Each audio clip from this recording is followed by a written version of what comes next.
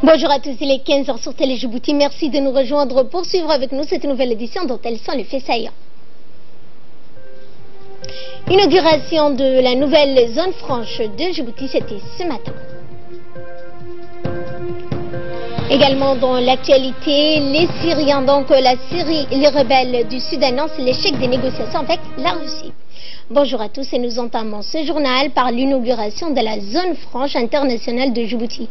La plus grande zone franche internationale sur le continent africain qui couvre une superficie de plus de 48 000 km², 48 km² pour un coût global de 3,5 milliards de nos francs, a été inaugurée ce matin par le chef de l'État Ismaël Omar Guelleh.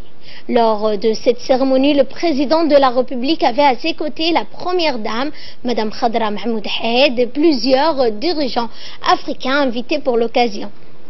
Eh bien, c'est la première phase de cette gigantesque infrastructure qui a été inaugurée ce matin.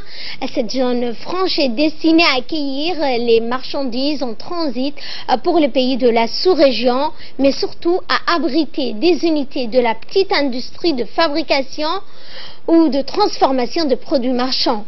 Elle permettra à la République de Djibouti d'amorcer son industrialisation et de n'être plus qu'un pays dont l'essentiel de ses revenus venait jusque-là de l'économie des services ou des secteurs tertiaires. Eh bien, la cérémonie d'inauguration de cette nouvelle zone franche s'est déroulée en présence de nombreux dirigeants africains qui ont honoré de leur présence cet événement, lui donnant un éclat particulier.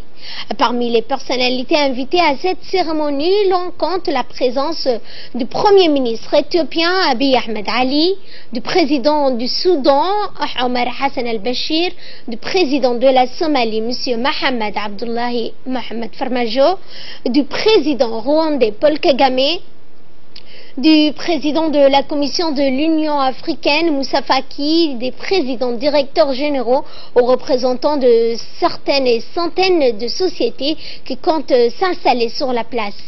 Ont également assisté à cette cérémonie qui démontre l'importance que revêt Djibouti en tant que porte d'entrée vers les pays enclavés de la sous-région. Cette zone franche de libre-échange couvrira à terme une superficie de 4 800 hectares. Au total, 37 pays ont été représentés à cette grandiose cérémonie et les responsables de près de 600 sociétés. Les produits marchands conçus ou fabriqués sur place ne sont soumis à aucune taxe. Ils sont pour l'essentiel destinés à l'exportation. De nombreux économistes ont souligné que cette nouvelle zone franche pourra offrir 15 000 emplois directs ou indirects. Djibouti deviendra la porte d'entrée des marchandises destinées non seulement à l'Éthiopie, mais aussi au Soudan du Sud, à la Somalie, aux pays enclavés de grandes régions du lac Ouganda, Burundi, Rwanda, voire au-delà.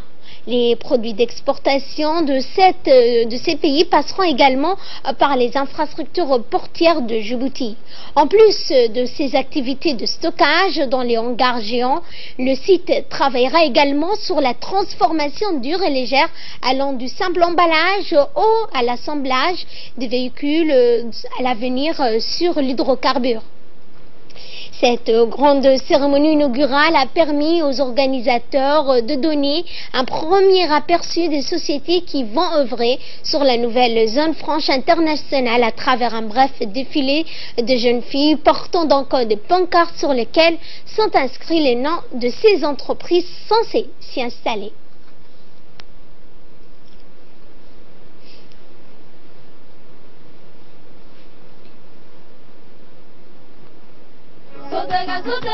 Kakado, agapia tonto, kakado.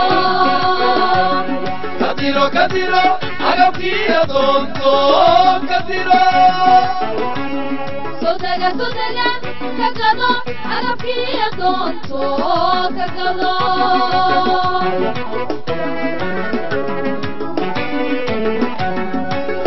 Waka dorki ganacsiga, agapia dalxiiska dalkenu ante.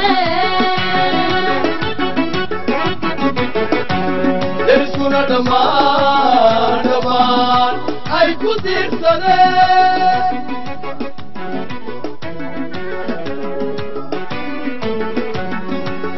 wakaa doortii ganacsiga dhaqankiyo dalxiiska dalkeenu antee deriskuna dhammaan dhammaan ay ku tiirsadeen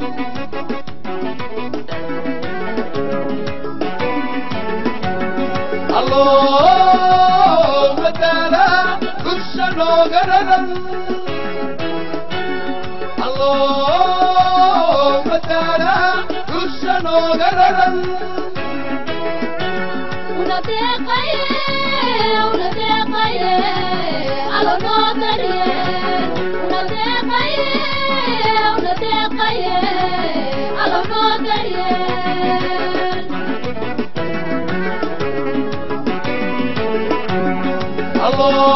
alloo mataala dusha nooga raran alloo mataala dusha nooga raran. Eh bien, le moment fort et mémorable ainsi que symbolique de cette cérémonie a été marqué par la coupure de ruban marquant le lancement officiel des activités de la nouvelle zone franche. Cette zone franche internationale de Djibouti donc n'est pas éloignée du port multiservice qui a été inauguré l'année dernière. Le président de la République Ismaël Omar Guelleh, le premier ministre éthiopien Abiy Ahmed Ali, les représentants du Soudan, Omar Hassan al-Bashir, de la Somalie, Abdullahi Mohamed, et du Rwanda, Paul Kagame, ainsi que le président de la Commission de l'Union africaine, Moussa Faki, ont procédé en même temps aux côtés du chef de l'État à la coupure du ruban. À noter également que cet événement est largement couvert par la presse internationale et africaine, d'où des accréditations ont été accordées à une cinquantaine de journalistes. Eh bien, lors d'une intervention prononcée à cette occasion, le président des ports et des zones franches de Djibouti, Aboubakar Marhadi, donc a détaillé les ambitions de Djibouti et le rôle que le pays compte jouer sur le plan régional pour être un important centre commercial, de logistique, de transit des marchandises. Djibouti, a-t-il dit, a été un important carrefour culturel et commercial sur le sol. Nous avons donc construit notre histoire pour développer les multiples installations grâce à cette nouvelle zone franche internationale. Nous sommes en train de passer à la prochaine étape de notre développement international. Nous construisons un modèle global et un hub commercial durable. Eh bien, de très nombreuses sociétés chinoises vont opérer dans cette zone franche internationale pour conforter le projet de la route de la soie du gouvernement chinois. Eh bien, le vice-président de la China Merchants Group, l'ambassadeur de la Chine en poste à Djibouti, ont rappelé cet objectif, d'autant que les investissements chinois en République de Djibouti ont été massifs ces derniers temps. Eh bien, nous aurons ces réactions dans notre édition de ce soir.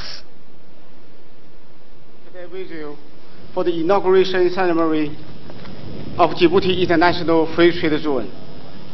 I remember very clearly just 1.5 years ago, on 18th January 2017, this project held the groundbreaking ceremony. I'm so glad to see such dramatic miracles in such a short period. Djibouti Port and Free cérémonie de l'ouverture de la zone franche internationale de Djibouti. À cette occasion, je tiens à vous exprimer, au nom du gouvernement chinois, mes chaleureuses félicitations. Ces dernières années, sous la conduite du président de la République, Son Excellence Ismaël Omar Guelleh, Djibouti a fait valoir ses atouts et a réalisé de grands progrès dans le développement économique et l'amélioration des conditions de vie du peuple. Cette nouvelle zone franche, un projet important, répond fort bien à la vision 2035 de Son Excellence Monsieur le Président Ismaël Omar Guelleh, pour positionner Djibouti comme une plaque tournante de l'économie régionale et continentale. J'espère que cette nouvelle zone franche puisse mettre en valeur l'avantage de la position géographique de Djibouti. Eh bien, les dirigeants africains invités à cette cérémonie n'ont pas plus manqué de réagir. Ils ont d'emblée félicité le chef de l'État pour sa vision et son courage à vouloir transformer et redéfinir l'économie djiboutienne. Il porte donc de grandes ambitions pour son pays, ainsi que le Premier ministre éthiopien Abiy Ahmed Ali s'est déclaré fier de participer à cette cérémonie, d'autant que Djibouti et l'Éthiopie sont des partenaires indissociables dans tous les projets de développement lancé et œuvre pour l'intégration économique régionale. Le Premier ministre éthiopien a ajouté que le président Guelleh et le peuple djiboutien, en incitant ce grand projet, rendent un service non seulement à la région, mais à toute l'Afrique. C'est naturellement donc une satisfaction particulière pour nous, peuple éthiopien, à être toujours aux côtés de Djibouti, a-t-il lancé. Le Premier ministre éthiopien a rappelé que chaque grand projet de Djibouti réalisé est considéré comme son propre projet, étant considéré comme étant un second pays pour l'Éthiopie.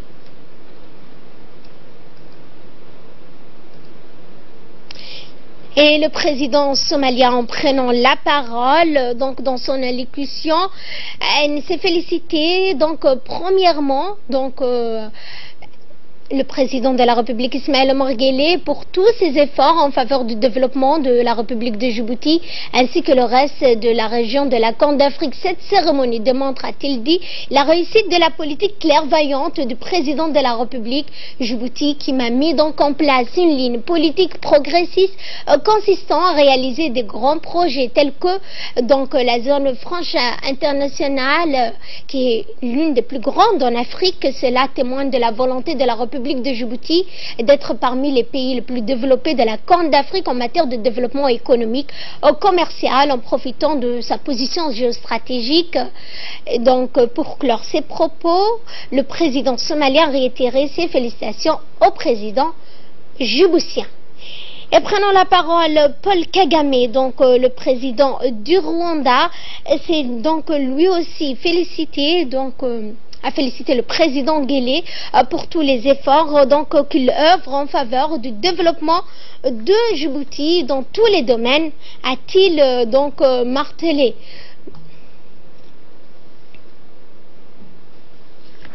Et le président soudanais, en prenant la parole, la zone franche, a-t-il dit, de Djibouti est un site géant et aura en effet un effet positif, Inch'Allah, non seulement pour Djibouti, mais aussi pour toute la région de l'Afrique d'une manière générale. Cette nouvelle zone franche nous permettra de lier nos peuples dans le domaine tel que l'économie régionale. Et le chef de l'État Ismaël Omar Guelleh n'a pas manqué de remercier ses hôtes qui ont répondu à son appel.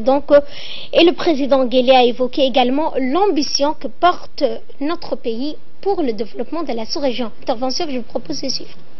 Assalamu alaikum wa rahmatullahi wa barakatuh. En avant-propos, je voudrais saluer et remercier les chefs d'État, mes frères présents aujourd'hui parmi nous, pour l'honneur et l'amitié qu'ils nous font d'être à nos côtés pour inaugurer la zone franche internationale de Djibouti, la plus grande zone franche d'Afrique. Loin d'être le signe d'une certaine démesure, cette particularité d'être le plus grand espace franc de commerce du continent exprime deux choses très importantes. Premièrement, c'est qu'elle reflète la volonté d'investissement de la Chine dans notre continent, c'est-à-dire énorme, et ses perspectives d'inscrire cela dans la durée. Deuxièmement, c'est une vision du développement qui met en pratique notre pays et qui se confond dans l'intégration régionale, seule construction collective porteuse de solidarité et d'efficacité. Aussi, cette zone franche se veut être un patrimoine commun au service des intérêts et du bien-être de nos peuples et de la région. Excellences, Mesdames et Messieurs, la création des zones franches est un phénomène mondial dont ne peut faire abstraction tout pays engagé sérieusement dans la compétition mondiale. Le contexte de mondialisation est un défi majeur qui nous impose à réformer profondément nos économies, mais également à coordonner les actions de nos pays de façon à contribuer activement au devenir de l'économie mondiale. La zone franche internationale de Djibouti est en cela un projet phare qui culmine un nombre important de réalisations d'infrastructures qui ont vu le jour ces dernières années et qui vont dans le sens du renforcement de la place de Djibouti dans le commerce et les échanges internationaux. Les zones franches sont connues pour être des catalyseurs économiques aux retombées conséquentes.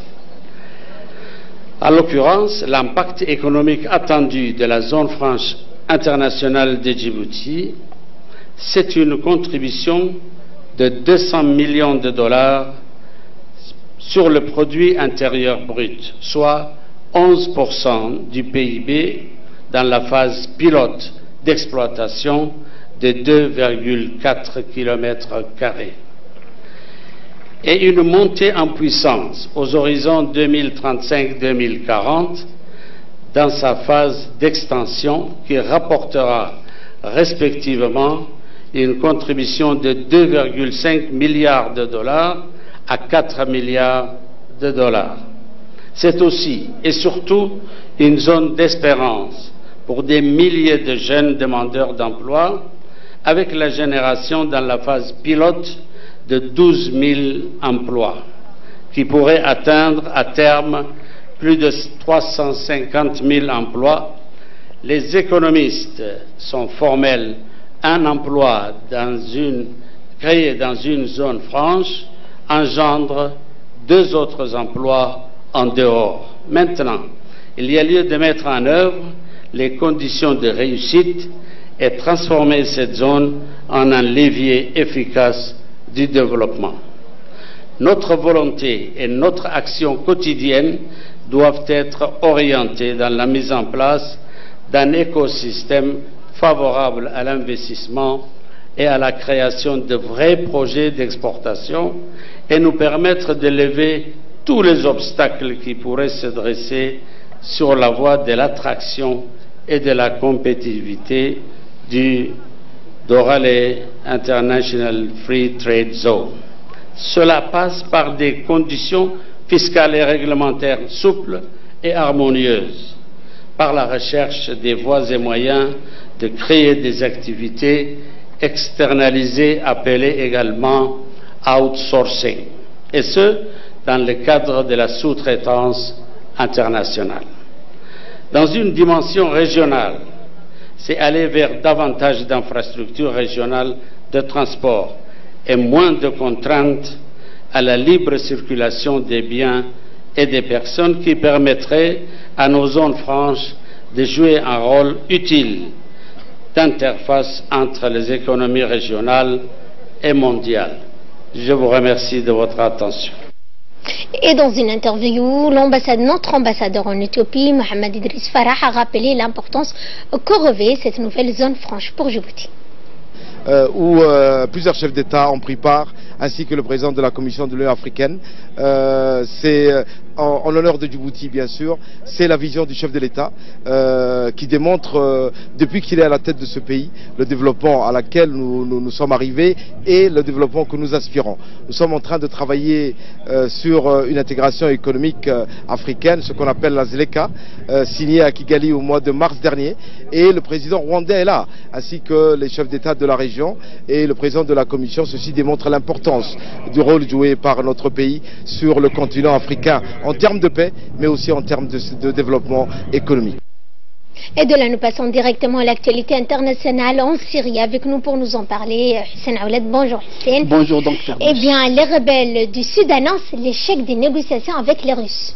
Effectivement, donc Ferdous, les rebelles du Sud de la Syrie et les négociateurs donc russes n'ont pas trouvé des terrains d'entente. Les négociations sur les sorts des zones insurgées dans la province méridionale des Dera, cible d'une offensive du régime de Damas, ont échoué. Les rebelles ont annoncé sans mentionner une éventuelle reprise du dialogue. Ce dernier a également fait un point sur le premier sommet bilatéral à venir entre donc Vladimir Poutine et Donald Trump. Vladimir Poutine et Donald Trump se retrouveront donc le 16 juillet prochain à Helsinki. Les deux présidentiels sont jusqu'ici rencontrés qu'en marge d'une réunion internationale l'été dernier donc à Hambourg lors du G20 et au mois de novembre au Vietnam. Et cette question, Hussein, l'Union européenne est-elle les gardes-côtes libyens? Donc, Ferdous, les derniers jours ont été particulièrement meurtriers le long des côtes libyennes, près de 180 morts ou disparus, alors que la météo clémente pousse de plus en plus des gens à tenter la traversée. Les gardes-côtes libyens sont pointés du doigt par les organisations humanitaires, mais pour eux impossible de faire face au drame avec seulement 4 vieux navires donnés par l'Italie. La Libye est pourtant un allié central dans la lutte contre les traversées clandestines qui veut amener l'Union européenne, interrogée par... Merci Hussein pour ces précisions. Merci à vous également de nous avoir suivis. Ne manquez pas dans quelques instants dans le direct l'interview du président de la République. Interview qu'il aura avec notre confrère Mohamed Daher. Bien, excellent après-midi à toutes et à tous.